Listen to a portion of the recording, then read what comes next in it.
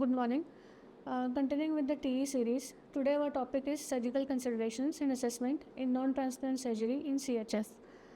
We are going to divide this topic into two lectures.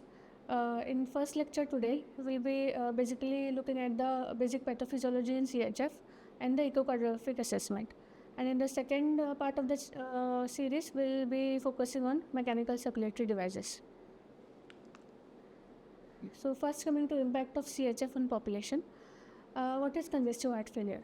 It is a complex clinical syndrome which is caused by any structural or functional cardiac disorder that impairs the ability of ventricles to maintain adequate cardiac output. The incidence of CHF is estimated to be about 7 per 1,000 people in more than 65 years of age. The incidence is not decreasing, but survival is improving. Trends in the management of patients with CHF. CHF is a complex syndrome in which myocardial injury and the resulting hemodynamic changes perturb many neuroendocrine, humoral, and inflammatory feedback loops. Early in the course of the disease, ventricular contractility is maintained by adrenergic stimulation, activation of renin-angiotensin aldosterone system, and cytokine systems. These compensatory mechanisms, however, become less effective over time, and hence progressive ventricular dilatation and fibrosis occurs. This produces a chronic state of low perfusion that ends in multi-system failure and death unless adequate circulation is restored. So now coming to the basic pathophysiology of heart failure.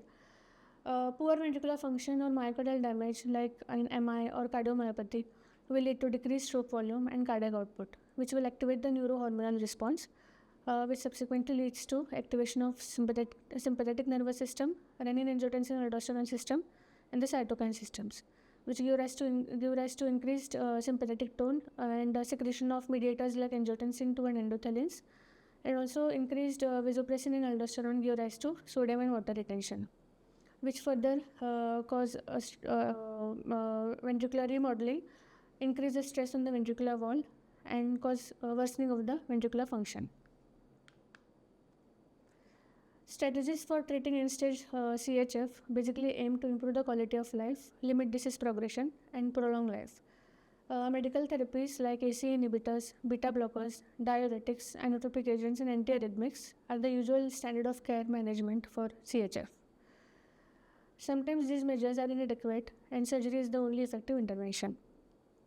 Cardiac transplantation is the gold standard surgical treatment for end-stage CHF. It is associated with excellent 1-year survival of more than 80% and 5-year survival of more than 60%. However, patients in NYHA class 4 have a 1-year mortality rate of 40 to 50%. One thing to remember is that the small number of donors limits the number of CHF patients who can be benefited from cardiac transplantation. Over the past decade, the number of transplant recipients has quadrupled, but the number of donors has remained the same.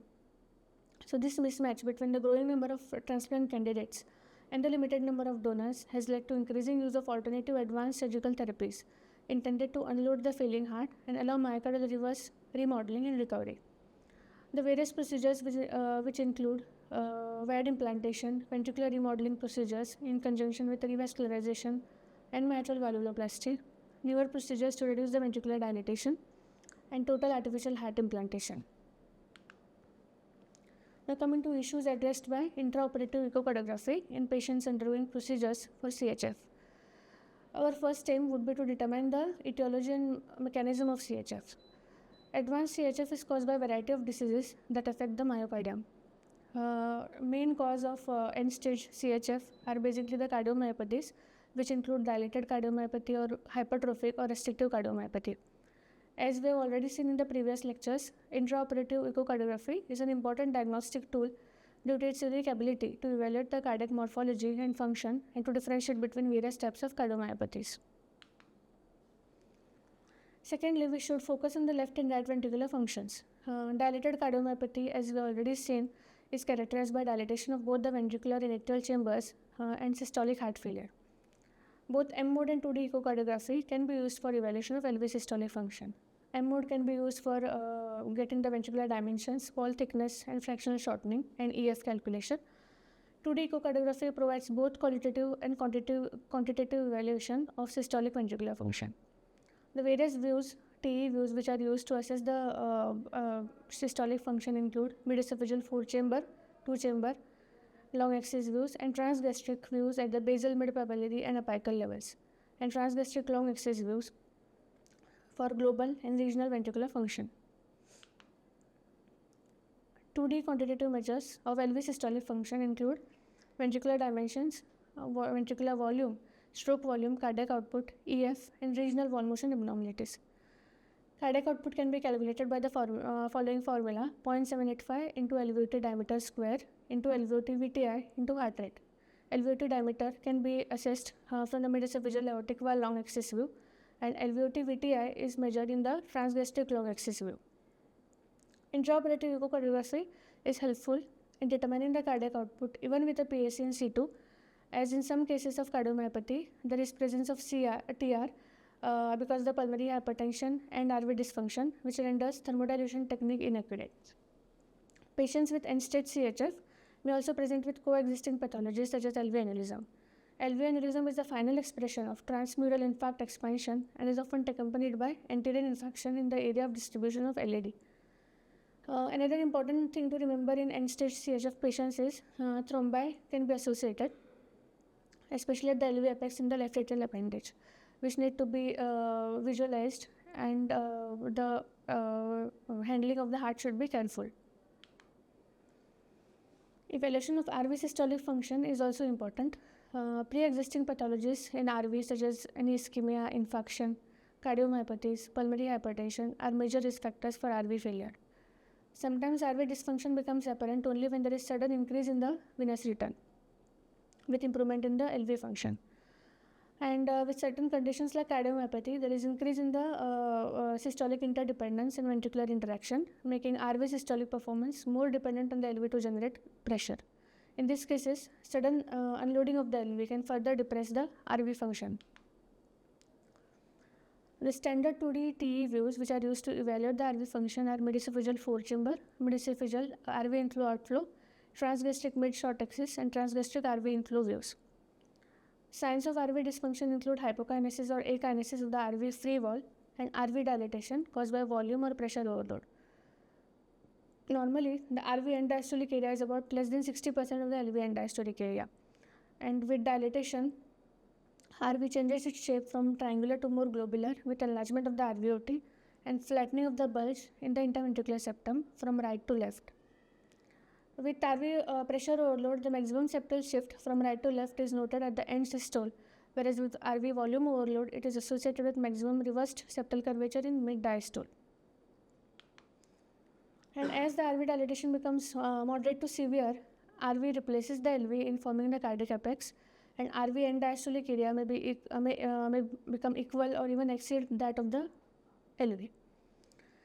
Wall thickness of more than 5 mm is considered abnormal and suggests elevated PA pressures, pulmonary stenosis, or infiltrative cardiomyopathy. Pulse wave Doppler interrogation of hepatic veins can also be used to quantify the RV function, with systolic blunting showing RV dysfunction and reversal showing severe RV dysfunction. RV fractional area change is an important parameter for RV systolic function, with a value of more than 35% considered normal.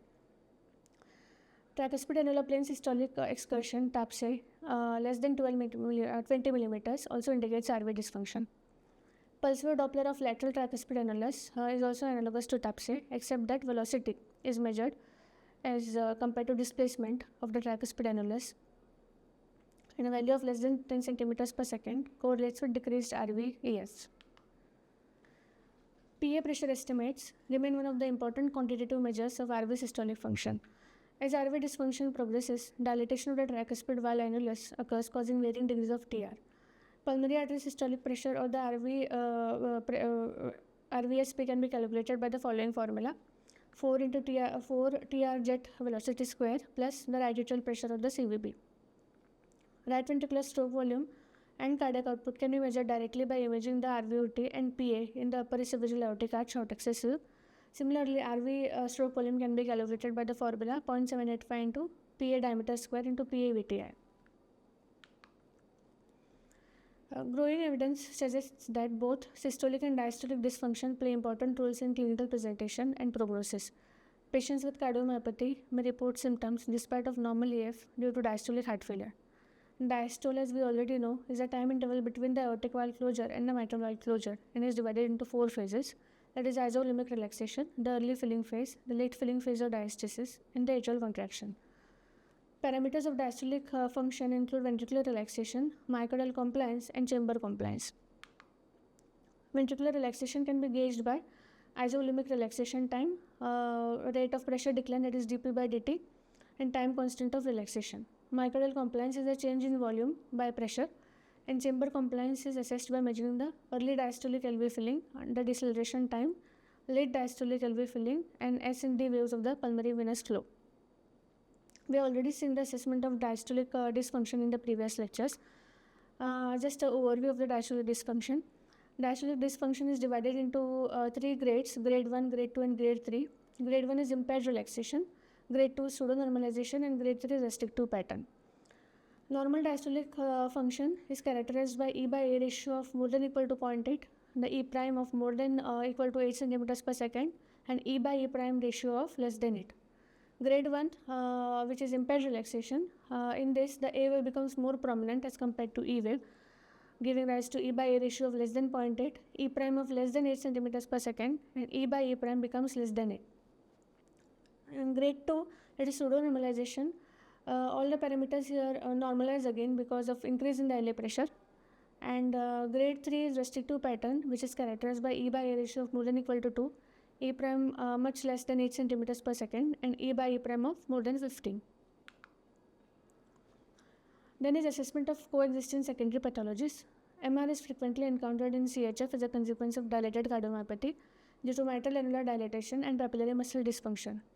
Abnormal papillary muscle alignment and abnormally flat apposition are caused by changes in the shape of the LV during both systole and diastole. TR can also be seen in conjunction with MR. The regurgitant tricuspid jet is frequently directed towards the interatrial septum in patients with dilated cardiomyopathy. Pulmonary hypertension, presence of latent PFO, AR are other pathophysiologies that may accompany end-stage CHF, which should all be assessed. Now come to the standard intraoperative echocardiographic examination. So first, we should get the mediastinal 4-chamber view to see the dimensions of all the chamber, the wall thickness, both the mitral and tricuspid valve function, all the basal mid-apical segments of the LV lateral wall and septal wall, apical and basal portions of the RV free wall. Pulse wave Doppler of pulmonary veins can also be done in this view. After withdrawing the probe slightly, we get the mediastinal aortic valve short axis view to see the aortic valve cusps. Increasing the multiplane angle to about 60 degrees, we get the mediastinal RV inflow-outflow view, where we can visualize the RV free wall motion and RV size and the pulmonary valve and tricuspid valve function. Increasing the multiplane angle to about 60 to 70 degrees gives the, and turning the probe to left gives rise to mediastinal mitral commissural view for MR assessment.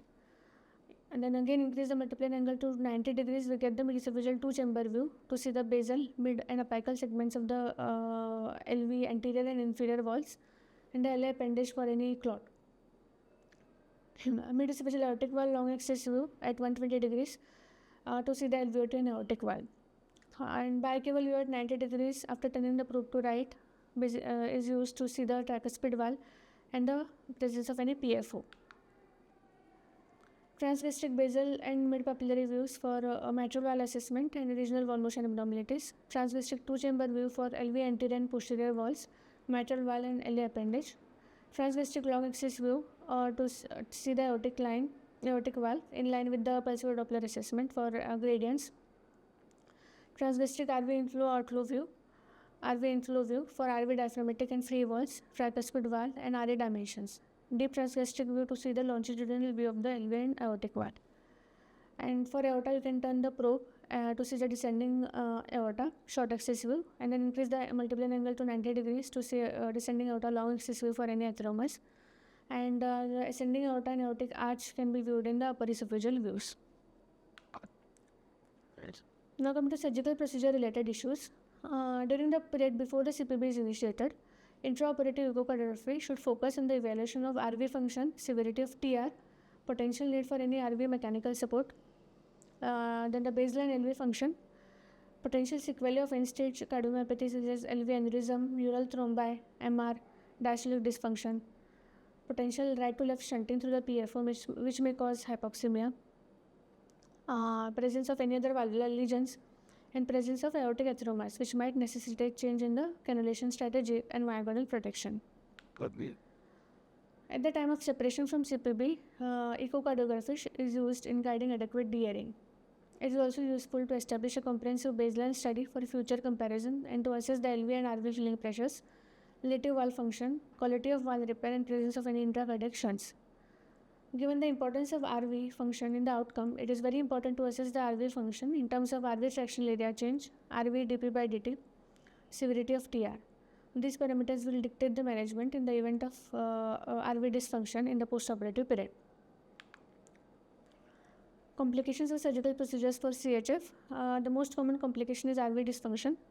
The success of surgical procedures for end-stage CHF depends on postoperative RV performance mainly. Patients with end-stage CHF often develop substantial passive pulmonary hypertension secondary to elevated LA and pulmonary venous pressures, a condition that is reversible by LV unloading. RV function is significantly afterload dependent. The presence of pulmonary congestion in association with high PVR can have a tremendous impact on RV systolic and diastolic performance. RV failure causes dilatation, ischemia, and decreased RV contractility, and this decreases the pulmonary blood flow and causes leftward shift of the interventricular septum, which subsequently lowers the LV filling pressures and reduces systemic cardiac output. Intraoperative echocardiography plays an important role in the management of RV failure. Some of the perioperative management goals in treating right heart failure. First is maintaining an adequate mean arterial pressure so as to preserve the coronary perfusion. Second is the RV preload optimization. Then is reducing the RV afterload by decreasing PVR. Limiting pulmonary vasoconstriction through optimal ventilation strategies like higher FiO2, hyperventilation, optimal tidal volume, correction of any acid-base abnormalities, and supporting the RV function by using various drugs, IABP or RV assist devices. Right to left shunt, it may be encountered in the post-CPB period when RV is dilated and there is TR and increased RV pressure. Distension of RA and elevation of RA pressure can lead to increased gradient across the interatrial septum, causing opening of a latent PFO. When there is TR, the regurgitant jet is directed towards the interatrial septum, and this can increase the right atrial pressure and open a PFO. Bicable view allows pulsed Doppler interrogation, measurement of PFO orifice size, and calculation of the shunt volume. Significant right to left shunting can cause hypoxia, acidosis, and hemodynamic decompensation. Hemodynamic instability. It can be caused by LV dysfunction, low SVR, and hypovolemia. Intraoperative echocardiography is useful in differentiating cardiogenic, vasodilatory, and hypovolemic shocks and in assessing the effects of intervention. Transgastric views are useful for assessing the loading conditions and contractility of heart. Vasoplasia may occur in the post-CPB period due to the CPB-induced systemic inflammation, sepsis, anaphylaxis, or preoperative administration of ACE inhibitors. The transgastric short axis view reveals a hyperdynamic LV, decreased LV and diastolic pressures and volume, elevated cardiac output, and decreased SVR. Hypovolemic shock, on the other hand, is characterized by hyperdynamic LV with adequate contractility, decreased cardiac output, and normal or elevated SVR. Now coming to intraoperative echocardiography, surgical procedures for CHF. First is mitral valve repair or replacement. Functional MR creates a vicious cycle of increasing volume load, which further increases MR, causing further LV dilatation. As we commonly know, MR begets more MR. Severe MR can cause pulmonary hypertension, RV dysfunction, TR, and hepatic congestion. When MR is associated with severely distorted LV or LV aneurysm, alternative procedures for LV reconstruction should be considered.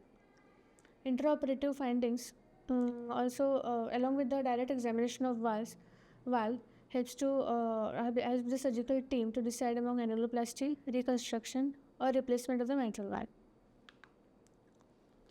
So with dilated cardiomyopathy, the MR jet is often central because of the symmetrical restriction of the tensor apparatus of anterior mitral valve leaflet and posterior mitral valve leaflet. Mitral valve annulus is frequently more than 35 mm, requiring an annuloplasty ring. Alfieri repair technique also can be used, in which, as we can see in the figure, the A2 and P2 segments are sutured together, giving rise to a double barrel orifice with increased mitral valve coaptation area. Moving to ventricular reconstruction surgeries, first is partial left ventriculectomy, also called as Batista procedure. It is intended to reverse the LV dilatation by removing a portion of viable myocardium from the LV lateral free wall. This reduces the LV diameter and LV wall stress. Concomitant mitral valve repair can also be performed. Then is endoventricular circular patch plasty, also called as DOR LV aneurysm repair. It reduces the LV size by surgical reconstruction of the ischemic ventricles distorted by dyskinetic or akinetic infarcted myocardium. After coronary revascularization and mitral valve repair, endoventricular circular patch plasty is used to reconstruct the LV. Patients with severe LV dysfunction, EF of less than 30%, frequent ventricular arrhythmias, and distended LVs benefit from this procedure.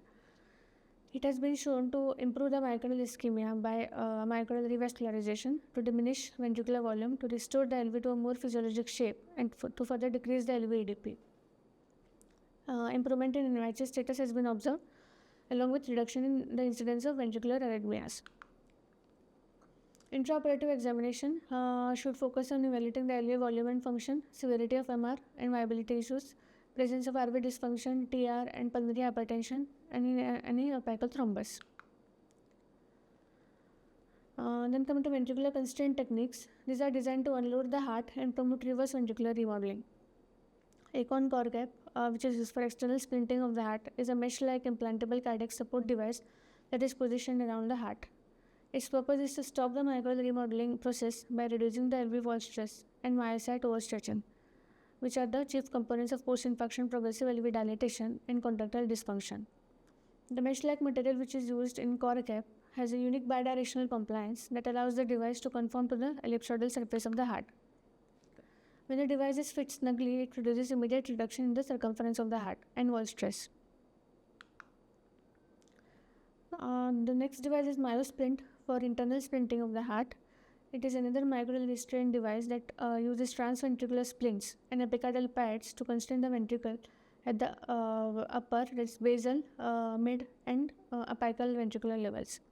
The device can be implanted in isolation or in conjunction with mitral valve repair. It is designed to reduce the LV wall stress and improve cardiac function by changing the LV geometry and reducing the LV radius. Both require intraoperative echocardiographic evaluation similar as described before. It is necessary to assess the impact of ventricular constraint procedures on systolic and diastolic function postoperatively. The appropriate size of the device is determined by the ventricular diameters at the basal, mid-papillary, and apical levels. Transgastric short axis view is used to guide the positioning of the device and confirm its correct placement. The presence of device-induced constrictive physiology should also be evaluated by pressure volume loops and analysis of the left and right ventricular and diastolic pressures. Thank you.